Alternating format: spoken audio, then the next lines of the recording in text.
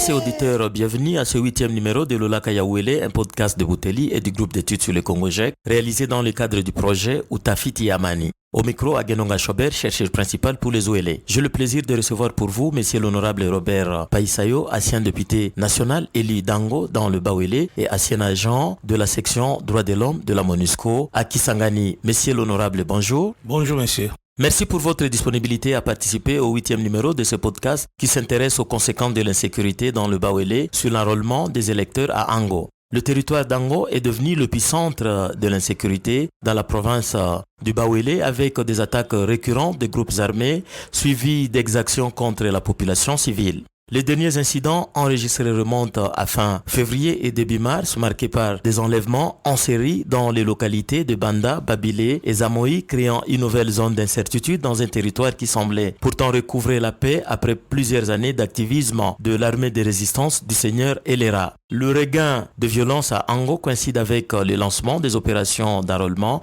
le 16 février par la CENI dans la 3e ère opérationnelle, comprenant entre autres le Bawele. Messieurs l'honorable, c'est depuis plusieurs années que l'insécurité perdure dans le territoire d'Ango. Quel serait le facteur qui en sont à la base?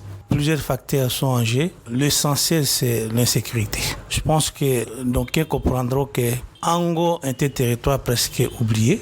Le facteur de l'insécurité semble être essentiel, puisque ce coin, par moment, n'est pas sécurisé comme se doit. Et les militaires, l'effectif qui est affecté semble être insuffisant. Et les quelques militaires qui sont là ne sont pas bien équipés et ne sont pas aussi motivés. Et puis leur mobilité aussi pose problème, de telle sorte que ils ne peuvent pas donner le mieux d'eux-mêmes pour sécuriser tout l'espace des territoires d'Ango.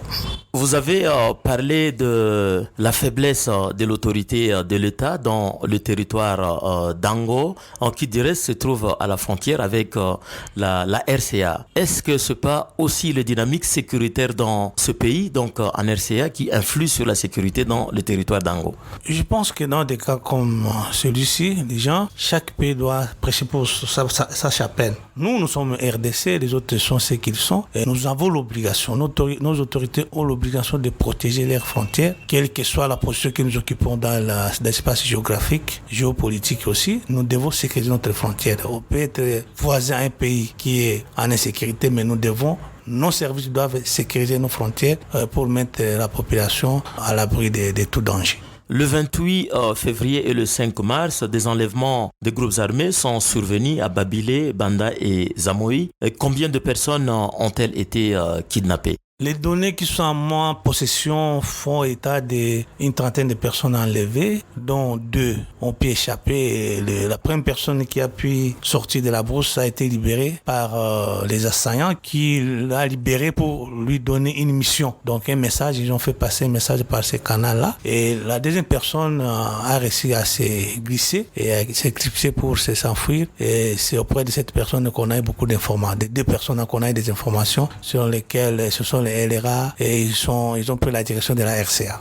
Vous avez dit que ces otages ont été libérés avec comme objectif de transmettre des messages à la population locale. Est-ce qu'on peut connaître le contenu de ce message? Le contenu, c'était un contenu pas très riche. Je crois que c'était un contenu qui s'apprêtait à la diversion, puisque la LRA a dit à ces jeunes garçons d'aller informer les parents que non, les enfants qu'ils ont kidnappés finiront par revenir. Au camp, on ne sait pas, et dans quel état, on ne sait pas. Donc, c'était une diversion. Ils ont aussi dit qu'ils puissent dire à la population qu'ils ont pris la direction à la vers Ango, alors qu'en réalité, ils prenaient une autre direction. C'était une diversion, tout simplement. Les groupes armés auteurs de ces enlèvements ont-ils été identifiés? Oui, le deuxième otage qui s'est échappé a identifié le groupe. La personne a dit que c'était des LRA, parce que ces gens parlaient la langue Tcholi, qui est une langue ougandaise. Approximativement aussi parlaient le Pazandé. Et approximativement, il parlait la langue Kisango de la RCA. Donc, cette personne nous a donné des informations et même la localisation et la direction même que la LRA, les assaillants ont pris. Quelle serait la motivation de ces ravisseurs? Bon, disons d'abord que la LRA, puisqu'il s'agit de la LRA, n'ont aucune revendication à faire chez nous en RDC. Puis ce n'est pas une rébellion congolaise, c'est une rébellion ougandaise. Donc s'il y a des revendications, ça doit être en Ouganda. Comme objectif, nous, selon nos analyses, nous avons trouvé que non. Comme on a pu par le passé mater la LRA, maintenant il y a plusieurs groupes de la LRA. C'est une nouvelle dynamique qui veut se créer. Pour renforcer les camps, les rangs, il faut recruter les jeunes. Et je profite pour dire que les jours où on a enlevé, il y avait aussi des vieilles personnes qu'on a libérées immédiatement puisqu'ils n'en avaient pas besoin. Ils avaient plus besoin des jeunes gens, des adolescents, puisque leur manipulation est facile. Et le lavage des cerveaux ne va pas prendre beaucoup de temps et ils vont s'adapter aux conditions que les enseignants vont leur imposer. Vous dites que ce sont principalement les mineurs qui sont retenus en otage et que les personnes adultes ont été libérées après leur kidnapping. Pourquoi ce sont principalement les mineurs qui sont la cible de ces ravisseurs? C'est comme j'ai dit tantôt, je pense que, je ne suis pas dans leur philosophie, mais je pense que c'est parce que les mineurs sont facilement manipulables et ils peuvent facilement s'adapter aux conditions qu'on va leur imposer et aussi se familiariser à un nouveau rythme qu'on va leur imposer et peut-être se mettre à s'attaquer à leurs propres frères.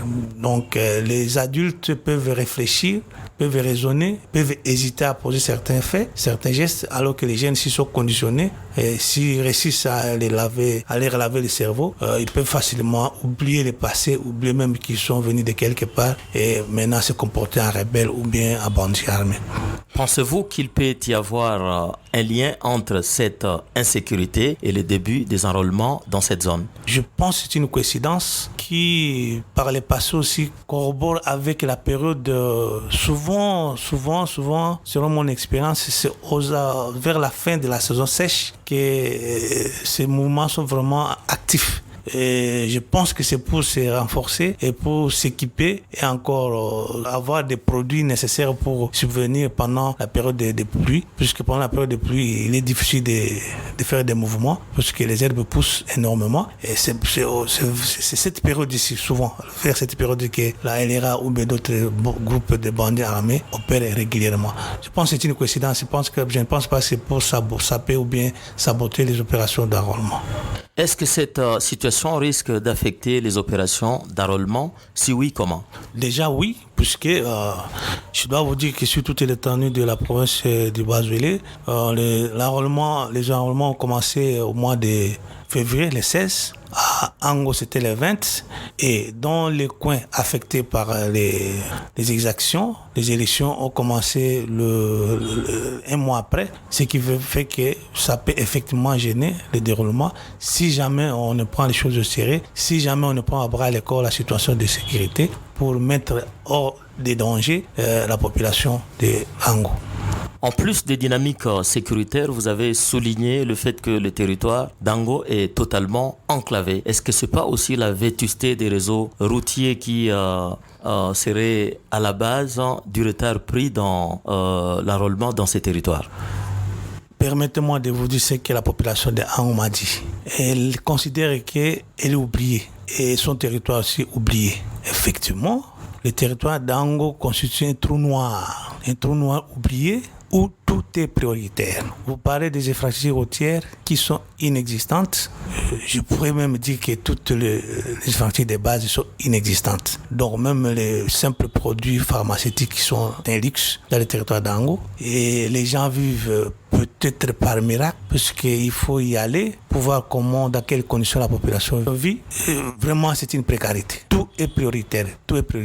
Et je pense que les autorités doivent prendre à bras la situation de Ango, qui du reste fait partie de la République démocratique du Congo. Et aussi, c'est ici l'occasion pour moi aussi, si les autorités peuvent m'entendre, pour qu'on ne puisse pas mettre dans la liste noire la situation de Ango, oublier la situation de Ango au profit de ce qui se passe à l'Est. Un seul Congolais qui meurt à Ango, un seul Congolais qui est enlevé, c'est un Congolais de trop qui meurt et c'est un Congolais de trop qui est enlevé. Qu'on prenne au sérieux la situation de Ango, des territoires d'Ango. Je peux parler de tout l'espace de l'Ouélé. Je parle de haut de bas Ouélé qui est vraiment laisser pour compte. Il faudra, je pense, que les autorités puissent prendre part de cette situation. Vous avez dit que c'est depuis le 20 février que les opérations d'enrôlement ont été lancées dans les territoires d'Ango. Vous rentrez fraîchement de ces territoires où vous êtes allé vous faire enrôler. Est-ce que vous pouvez avoir une idée sur le nombre d'électeurs enrôlés jusque-là? Avec beaucoup de précision, les opérations commençaient le 20, mais dans les coins insécurisés, c'est le 19 mars que les opérations commencent, donc un mois après. Donc on a accusé déjà 2 mois de retard par rapport à la situation des opérations sur toute l'étendue de la province de Bas-Wélé. Alors, à votre question, selon les données qui sont en ma possession, nous avançons les 40 000. Les 40 000, sinon, ce sont les chiffres que j'ai il y a de cela quelques des jours. Je crois qu'on risque de dépasser ces chiffres si jamais la sensibilisation continue, parce que là aussi un problème. Je n'ai pas peur de le dire, parce que c'est notre pays. Franchement, cette fois-ci, la sensibilisation n'a pas été au top. La CENI n'a pas été dotée de moyens suffisants pour faire la sensibilisation. Les dépliants, il n'y en a pas eu. La sensibilisation dans des radios, médias, des écrits, il n'y en a pas eu. Des conférences, en tout cas, il n'y en a pas eu. Mais nous, les politiciens, nous, les députés, on a fait ce qu'on a pu. Je crois que si la sensibilisation allait de pair avec les opérations, on allait dépasser ces chiffres-là. Parce que, d'oublier de ça, le fait que les territoires sont en insécurité, ça risque d'affecter négativement les chiffres qu'on allait atteindre si jamais l'enrôlement s'est déroulé normalement.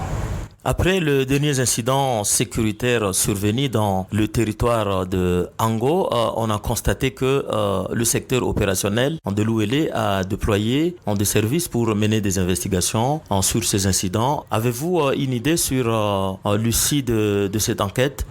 Oui, pour vous dire qu'on était avec le commandant régiment qui était à Ango pour enquêter. Et je crois qu'il y a des choses qu'il ne peut pas dire ici à votre micro, qui restent top secret. Il y a des bribes d'espoir qui peuvent naître selon ce que le commandant m'avait dit. Et si cela s'est passé comme il a dit, je pense que les choses vont aller comme se doit. Est-ce que les dynamiques sécuritaires dans le territoire d'Ango ne risquent pas d'affecter les opérations d'enrôlement? Et si oui, comment? Déjà, dès le départ, je vous ai dit que les opérations ont commencé dans le territoire à 2 étapes. Et c'était dû à la situation de sécurité. Et si cela continue ainsi, je crois que ça va gravement et sérieusement affecter les opérations d'enrôlement et pourquoi pas aussi les opérations électorales. Donc, il faudra encore une fois que l'État puisse vraiment mettre son attention sur la situation qui prévaut dans le territoire d'Ango. Et plus particulièrement dans la partie est et dans la chefferie Mopoi. Quelles sont les pistes de solutions que vous préconisez pour restaurer la paix et la sécurité dans la province du Bawélé de manière générale et à Ango de manière particulière? Bon, les solutions peut-être ne seront pas uniques et au risque de me répéter.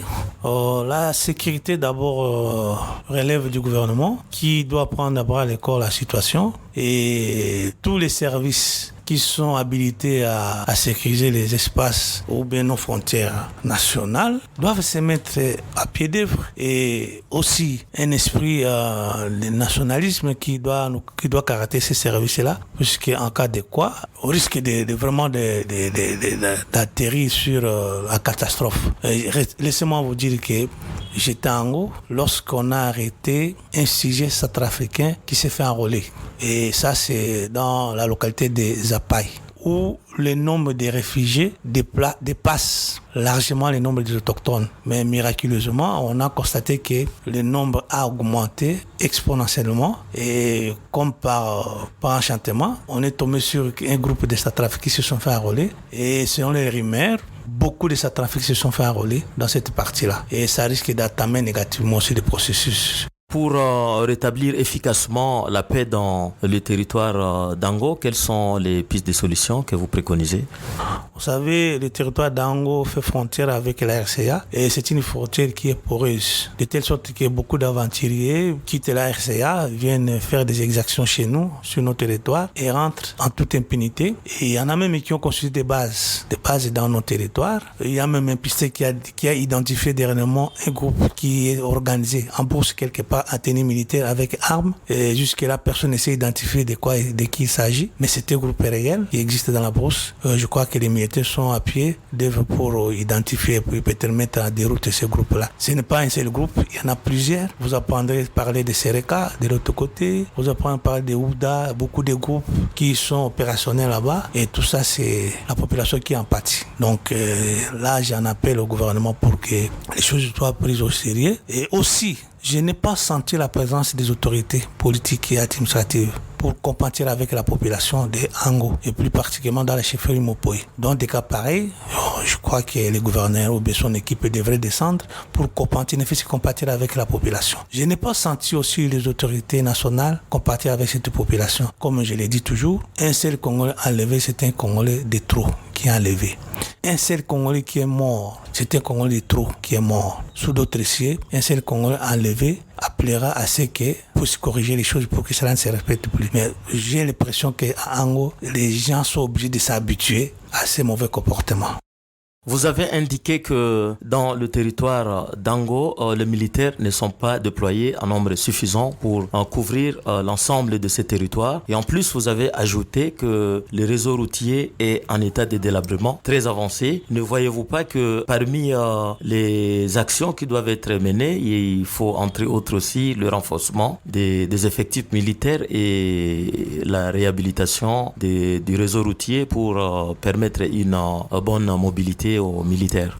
Ce serait un secret de polichinelle, sinon je mentirais si je disais que effectivement l'effectif qui est là est suffisant, mais aussi il faut faire la part des choses. On ne peut pas conditionner la sécurisation de cet espace par la construction des réseaux routiers, puisque ça s'est fait dans la durée. Je pense qu'il y a des choses qu'on peut faire pour sauver ce qu'on peut sauver, et ce qu'on peut faire maintenant, c'est de renforcer l'effectif, d'équiper en logistique et de motiver ou encore de donner les moyens logistiques suffisants pour permettre à ce que les militaires soient mobiles et puissent répondre promptement et immédiatement à des différentes attaques.